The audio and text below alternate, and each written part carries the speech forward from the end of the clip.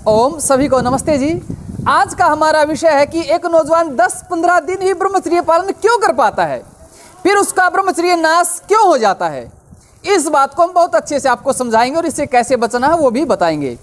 होता क्या है, एक नौजवान अपनी बुरी आदतों से बहुत परेशान हो जाता है, वो बहुत थक जाता है बुरे काम कर करके। उसके अंदर फिर शुभ संकल्प उठते हैं और उसके अंदर सत्वगुण उभरता है। वो चाहता है जीवन में कुछ परिवर्तन करना और उससे पहले अपनी बुरी आदतों को छोड़ने का संकल्प लेता है कि हो गया सो गया, मैं आगे से बुरी आदत ये बुरा काम नहीं करूंगा।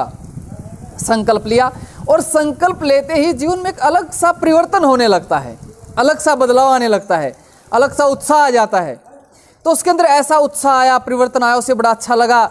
2 दिन बीते, 3 दिन बीते, 1 सप्ताह बीता, 10 दिन बीते, 15 दिन बीते, तो क्या हुआ, संकल्प का प्रभाव थोड़ा थोड़ा कम सा होने लगा, फीका फीका सा होने लगा। 10-15 दिन बाद क्यों होने लगा वो भी मैं बताऊंगा। 10-15 दिन बाद उसके सामने कोई अश्लील चीज़ आ गई फ़ोन में, या उसने कोई गलत बात सुन ली, या उसने कोई गलत चीज़ देख ली, कुछ ऐसा उसके साथ घटना हुई।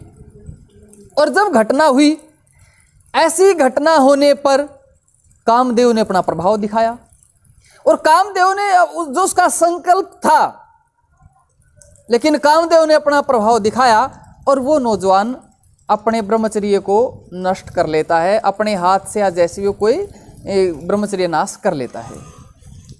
ब्रह्मचर्य नाश कर लिया, सोचता है चलो कल से फिर से संकल्प लूंगा, आज तो मजा ले ही लूं। आज वो 2-4 बार और ज्यादा कर लेता है और फिर वो कल से शुरुआत करने की सोचता है, लेकिन कल से फिर दोबारा शुरुआत नहीं होती। अच्छे काम की शुरुआत बड़ी हिम्मत के साथ होती है और दोबारा शुरुआत करने में फिर बड़ा बल लगता है। अब बात ये आती है कि इसने संकल्प लिया था, फिर 10-15 दिन में ब्रह्मचर्य नाश क्यों कर लिया इसने, कारण क्या है इसके पीछे। इस कारण को आप समझो, एक उदाहरण से समझाता हूं। मान लीजिए एक योद्धा है, पराक्रमी है, निडर है, साहसी है, बलवान है, युद्ध के मैदान में है। वो शत्रु, उसको पता है सामने शत्रु खड़ा है, पर निडर है, साहसी है, पराक्रमी है और शत्रु को ललकार देता है। ललकार तो दिया पर शत्रु हथियारों के साथ है और इस योद्धा के पास हथियार है ही नहीं, इसको लड़ने की विद्या आती ही नहीं, बस कोरा इसके अंदर साहस पराक्रम था। यदि इसके पास युद्ध के करने की विद्या हो, इसके पास हथियार हो, तो वो शत्रु पर आसानी से विजय प्राप्त कर सकता है। ठीक यही हाल आज इन नौजवानों का है। ये बेचारे हिम्मत करके ये संकल्प तो ले लेते हैं, पर ब्रह्मचर्य पालन मजबूत कैसे रहे। यदि कामदेव आक्रमण कर दे तो उससे कैसे भिड़ना है, उससे कैसे बचना है, ये चीजें इन्हें पता नहीं है।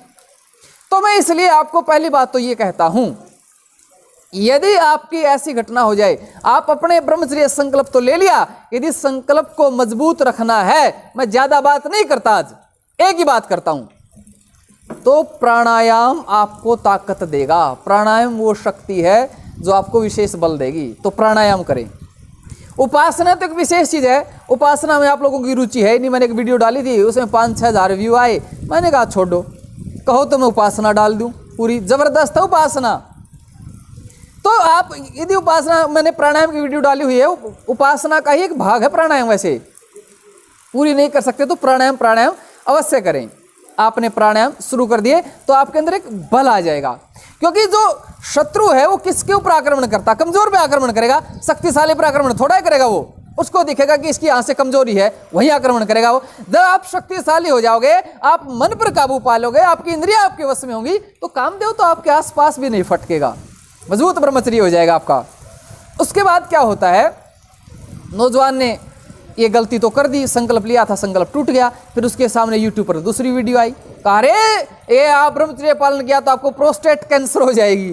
फिर उसने ये वीडियो देखी, उसने कहा ठीक है, ब्रह्मचर्य में क्या रखा है, इसमें मजा भी आता है और यही कर लेते हैं। फिर उसके हाथ में दूसरी वीडियो लगी, वो कहता है अरे सप्ताह में 1 बार तो कर ही लेना चाहिए, इससे शरीर रिलैक्स हो जाता है, अच्छा हो जाता है, इसमें नींद अच्छी आती है। उसके हाथ में वो वीडियो लगी, उसने कहा हाँ हाँ बिल्कुल ठीक कह रहे हैं, ब्रह्मचर्य कुछ नहीं है। फिर उसको तीसरे नंबर पर कोई ओशो का भगत मिला, कह रहे अरे कहाँ तुम अपने ये ब्रह्मचर्य के चक्कर में पड़ गए हैं। विचारों को जितना दबाओगे वासना उतनी ही भड़केगी। जैसे स्प्रिंग है ना, स्प्रिंग को दबाओगे उसको छोड़ते फिर उछलेगा वो। इसलिए इन विचारों को दबाओ मत, आराम से चलने दो, करते रहो, कोई दिक्कत नहीं है। फिर उसे ओशो वाला मिला, बेचारा वो फंस गया, मैं क्या करूं क्या ना करूं। तो इनके तो जवाब मैं अगली वीडियो में दूंगा। जो ये ओशो वाले हैं ना, जो कहते हैं ये विचारों को दबाओ, ऋषियों के प्रमाणों के साथ मैं इनको दोनों की तुलना करूंगा, देखते हैं कहाँ कितना दम है। ये वीडियो डालेंगे हम। अब नौजवान क्या था, उसको उस काम में मजा तो आता ही था, उसको सहारा मिल गया इन गलत लोगों से, इन गलत लोगों की वीडियो से कि नहीं कर लेना चाहिए।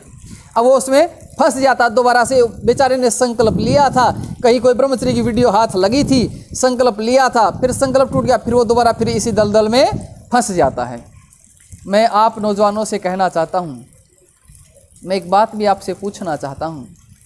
एक योद्धा जब युद्ध के मैदान में घोड़े से गिर जाए तो क्या वो नीचे ही पड़ा रहता है या फिर उठता है, फिर लड़ता है, फिर वार करता है? बताइए। अरे योद्धा वही होता है जो गिरकर हर बार उठता है, घुटने नहीं टेकता। वो कहते गिरते हैं सहसवार ही मैदाने जंग में, अरे वो कायर क्या गिरेंगे जो घुटनों के बल चलते हैं। जो योद्धा होते हैं वही फिर उठते हैं। मैं आपसे ये भी पूछना चाहता हूं, यदि वो योद्धा घायल हो जाए, कोई अंग पर उसके घाव लग जाए, क्या वो घाव को देखकर डर जाता है? क्या युद्ध का मैदान छोड़ देता है? नहीं, वो लड़ता है। अरे राणा सांगा जैसे तो 80-80 घाव के साथ युद्ध के मैदान में लड़े हैं, उन्होंने रण क्षेत्र नहीं छोड़ा। तो इसलिए यदि आपसे गलती हो भी गई है तो अपने आप को वहीं मत गिराइए, बार बार फिर उठ जाइए। गलती हो गई, मैं फिर संकल्पबद्ध होता हूं और अब से दोबारा ये गलती नहीं करूंगा। गिरे मत रहिए। एक धावक, एक रेसर यदि दौड़ते दौड़ते गिर जाए तो क्या वहीं पड़ा रहेगा? फिर उठता है, फिर दौड़ता है। एक बालक जब चलना सीखता है वो पता नहीं कितनी बार गिरता है, कितनी बार उठता है, फिर दौड़ लगाता है। वो बड़ा हो जाता है, फिर दौड़ने लगता है। जिंदगी में ये उतार चढ़ाव आते रहेंगे। अपने आप को कमजोर मत बनने दीजिए, संघर्षशील बनिए। बाधाएं आती रहेंगी, लेकिन ये कामदेव है ना, काम वासना के समान कोई दूसरा दुखदायक रोग नहीं है ये। लेकिन इस रोग की औषधि है हमारे ऋषियों के पास। ये रोग तो पास में भी नहीं फटकेगा यदि आप ऋषियों की बातों का पालन करेंगे और आपका वो ब्रह्मचर्य होगा। अरे हा, क्या आनंद ब्रह्मचर्य में आएगा। आप सोचोगे कितना आनंद है ब्रह्मचर्य में। तो इसलिए संकल्पबद्ध हो जाओ, मजबूत हो जाओ।